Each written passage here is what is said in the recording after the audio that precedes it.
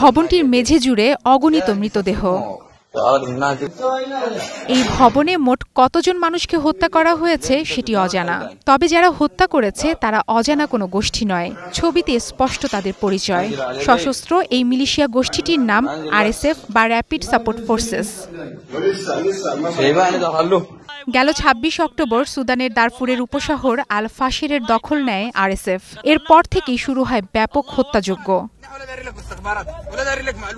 যার প্রমাণ এই ছবি। ভিডিওতে আহত এই মানুষটির সাথে কথা বলছেন আরএসএফ এর এক সশস্ত্র সদস্য। তারপর খুব কাছ থেকেই গুলি। এভাবে বেছে বেছে হত্যা করা হয় নারী, শিশু ও যুবকদের। আল ফাশির যেন এক মৃত্যুপুরী।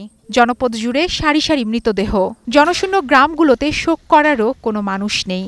জ্বালিয়ে দেয়া হয়েছে গ্রামের পর গ্রাম। ভবনগুলোর দেয়াল বলছে গেল কদিন কি ঘটেছে এখানে। আল ফাশির থেকে পালিয়ে তাউইলা পর্যন্ত প্রায় ৭০ কিলোমিটার পথ পাড়ি দেওয়া বেঁচে থাকা মানুষের সাক্ষ্য পাওয়া গেছে। আমরা মানবাধিকারের চরম লঙ্ঘনের বেশ কিছু ভিডিও ও ছবি পেয়েছি, যা আন্তর্জাতিক মানবাধিকার আইনের সম্পূর্ণ লঙ্ঘন। আল ফাশির শহরের দখল নিতে গেল ১৮ মাস ধরে সুদানের সরকারি বাহিনী এসএএফ এর সাথে লড়াই করে আসছিল আরএসএফ। গেল ২৬ অক্টোবর তারা শহরটি দখলে নেয়। অবরুদ্ধ শহর থেকে প্রাণ বাঁচাতে পালানোর চেষ্টা করেছিল শহরটির মানুষ। পলায়নরত সেই মানুষদের বেছে বেছে হত্যা করে মিলিশিয়া গোষ্ঠী আরএসএফ। ধারণা করা হচ্ছে মাত্র ৩ দিনেই কয়েক হাজার নিরস্ত্র মানুষকে হত্যা করা হয়েছে। বাস্তুচ্যুত হয়েছে অন্তত ১২ লাখ। রেহাই পায়নি একটি আশ্রয়কেন্দ্রে থাকা নারী, শিশুরাও। ধর্ষণের পর তাদেরকেও হত্যা করা হয়। মানবিক সহায়তা সংস্থাগুলো জানিয়েছে আরএসএফ সৈন্যরা আল ফাশির ইউনিভার্সিটির কাছে এক শরণার্থী আশ্রয় কেন্দ্রে অন্তত ২৫ নারীকে গণধর্ষণ করেছে। প্রত্যক্ষদর্শীরা নিশ্চিত করেছেন নারী ও কন্যাদের বন্দুকের মুখে বেছে বেছে ধরে ধর্ষণ করা হয়েছে। প্রায় ১০০টি পরিবারকে হুমকি ও গুলির মুখে আশ্রয় কেন্দ্র ছাড়তে বাধ্য করা হয়েছে।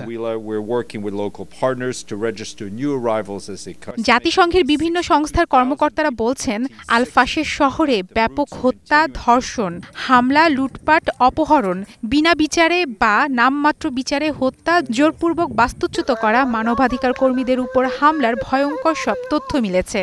শহরে ঢোকার ও বের হবার পথগুলোতে ব্যাপক হত্যাযজ্ঞ চালানো হয়েছে। এসবের পেছনে জড়িত আরএসএফ।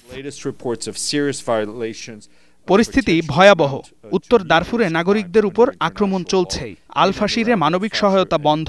লোকেরা তাউইলা ও অন্যান্য শহরে পালাচ্ছে। শুধু ২৬ থেকে ২৯ অক্টোবরের মধ্যে আল ফাশির ও আশপাশ থেকে অন্তত ৬২,০০০ মানুষ বাস্তুচ্যুত হয়েছে। যোগাযোগ ব্যবস্থা পুনঃস্থাপন করা জরুরি এবং নিরাপদ সড়ক নিশ্চিত করা দরকার। এই পরিস্থিতিতে সুদানের সংঘাত থামিয়ে দ্রুত মানবিক সহায়তা ও উদ্ধার তৎপরতা শুরুর অপেক্ষায় আছে জাতিসংঘ সহ বিভিন্ন আন্তর্জাতিক সংস্থা। ২০২৩ সালের এপ্রিল থেকেই গৃহযুদ্ধের কবলে সুদান। সরকারি বাহিনী এসএএফ এর সাথে সংঘাতে জড়ায় মিলিশিয়া বাহিনী আরএসএফ। অভিযোগ আছে মিলিশিয়া বাহিনীটিকে অস্ত্র ও অর্থের যোগান দিচ্ছে সংযুক্ত আরব আমিরাত। আমাদের কাছে প্রচুর প্রমাণ আছে যে সংযুক্ত আরব আমিরাত এই গোষ্ঠীকে সব রকম সহায়তা দিচ্ছে। উগান্ডা ও চাঁদ হয়ে তাদের কাছে অস্ত্রের চালান পাঠানো হচ্ছে। যদিও এই অভিযোগ বারবার অস্বীকার করে আসছে আরব আমিরাত। সুদানের সংঘাত উস্কে দেয়া ও ব্যাপক মানবাধিকার লঙ্ঘনের এসব ঘটনায় সুষ্ঠু তদন্তের আগ পর্যন্ত আরব আমিরাতের সাথে অস্ত্র বাণিজ্য বন্ধ রাখার কথা ভাবছে যুক্তরাষ্ট্র, যুক্তরাজ্য সহ বেশ কয়েকটি দেশ। মারফতুন রুচি, স্টার নিউজ।